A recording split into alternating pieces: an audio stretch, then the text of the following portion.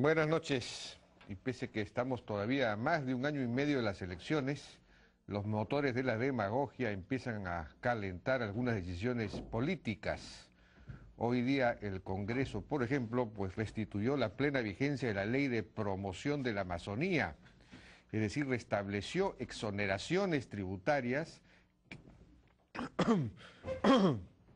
que ya habían sido derogadas a pedido incluso de de regiones como San Martín y Amazonas.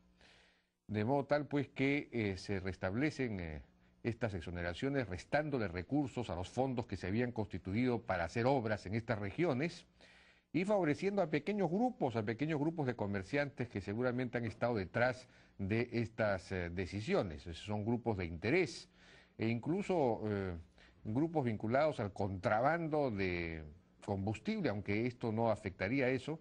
Digamos, el epítome de estas exoneraciones es la exoneración del IGB a los combustibles y el grosero contrabando que se produce entre estas regiones y el resto del país. Eso es lo que está sancionando, lo que está aprobando, consolidando, restaurando el Congreso de la República. Una vergüenza realmente. Bueno, por otro lado, el presidente García pues no se ha quedado atrás. Anunció ayer en Arequipa un decreto supremo que se ha publicado el día de hoy y que es sumamente preocupante porque interviene arbitrariamente en un contrato. Estamos hablando del contrato de Camisea. Obliga a reservar 1.000.000.000 de pies cúbicos de gas del lote 88 para el sur del país, para el gasoducto del sur. Y esto es ilegal porque no se puede intervenir en un contrato, no se puede violar el principio de libre disponibilidad, de libre contratación, digamos, que está establecido además en la ley de hidrocarburos. El Estado no puede, por decreto supremo, decirle a un consorcio privado qué es lo que tiene que hacer con el gas que está produciendo. Podría haberse reunido con el consorcio y llegar a un acuerdo o a una modificación del contrato o lo que fuese, pero no puede imponer por decreto supremo una cosa de ese tipo. Por lo demás, se está bloqueando ese volumen que el consorcio ya no lo puede destinar para una licitación que pensaba hacer en los próximos días para abastecer el mercado interno, para incrementar el abastecimiento del mercado interno e incluso para la petroquímica, porque ahora hay 1.000.000.000 bloqueados, reservados, para un proyecto que no se sabe cuándo se va a hacer. ¿Cuándo es que va a estar listo ese gasoducto del sur y si va a tener o no va a tener mercado? Eso pueden pasar tranquilamente 4, 5, 6, 7 años antes de que eso esté, digamos, ya operativo. Y mientras tanto ese 1.000.000.000 de pies cúbicos está bloqueado, está ahí paralizado, no se puede disponer de él, lo que es absurdo y sin duda pues atenta además, pues como decíamos, contra la inviolabilidad de los contratos. Por otro lado, el consorcio ya se había comprometido a invertir 2.000.000.000 de dólares en la exploración de 6 pozos para incrementar la producción y en la ampliación de la planta de Camisea y del tubo de Camisea a fin de pasar de 8.8 trillones de reservas a 14, 15 o 17, que son las que realmente hay físicamente, pero que no pueden salir porque la planta es todavía muy pequeña o el tubo es muy pequeño. Entonces hay una diferencia entre la concepción o el concepto económico y el concepto, digamos, físico de las reservas. Hay reservas, pero no pueden salir. Y entonces se trata de que con esa inversión puedan salir y entonces aumentan automáticamente. Bueno, en fin, así estamos. Sin embargo, hoy día el Congreso sí aprobó una ley muy buena para destinar 5 días consecutivos al mes, es decir, prácticamente una semana, para viajar para que los congresistas viajen a sus circunscripciones de origen, para ejercer la labor de representación, que es quizás la labor más importante de un congresista. Nosotros hemos aplaudido esta idea, nos parece extraordinario que el Congreso haya decidido una cosa así, porque esto va a permitir efectivamente pues, prevenir una serie de problemas, va a permitir que los congresistas fiscalicen la labor del Ejecutivo, va a permitir que los congresistas representen mejor, procesen mejor las demandas e inquietudes de la población.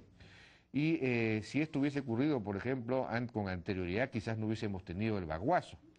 Y hablando de baguazo, pues nos hemos enterado de una noticia interesante.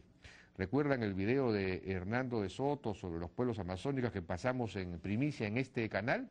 pues este video ha estado circulando en Estados Unidos, el propio Hernando de Soto ha viajado a Estados Unidos, y entonces se estaría formando próximamente, se estaría anunciando la formación de una comisión mundial para el desarrollo inclusivo de la Amazonía peruana, una comisión mundial para el desarrollo inclusivo de la Amazonía peruana, una comisión organizada por el ILD, en la cual participarían una serie de organizaciones, por ejemplo, el Instituto Nacional Demócrata de Estados Unidos, vinculado al Congreso, el Instituto Nacional Republicano Internacional, también de Estados Unidos, vinculado al Congreso, el Congreso Nacional de Indígenas Americanos, que representa a 250 tribus de Estados Unidos, la Federación de Nativos de Alaska, que representa a 13 corporaciones, es decir, grupos empresariales, aleutianas, inuits y esquimales, la Comisión de Impuestos de las Naciones Originarias del Canadá, que representa a 120 tribus de Canadá, la Conferencia para el Liderazgo en Derechos Civiles y Humanos estadounidense,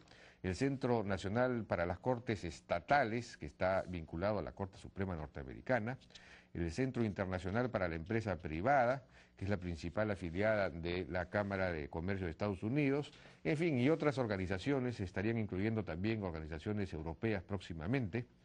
Y el objetivo de esta coalición mundial sería empoderar, pues, económica y legalmente a los pueblos indígenas peruanos a fin de que puedan aprovechar mejor la globalización, conservando su cultura, etcétera.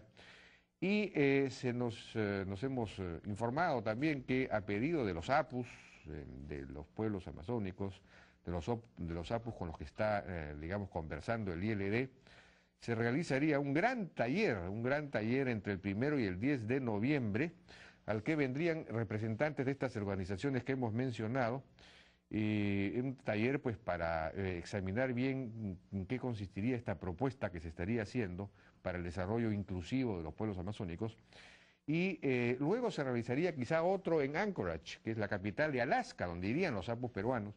En fin, es todo un movimiento ya internacional indígena muy interesante que está impulsando la labor del Instituto de Libertad y Democracia.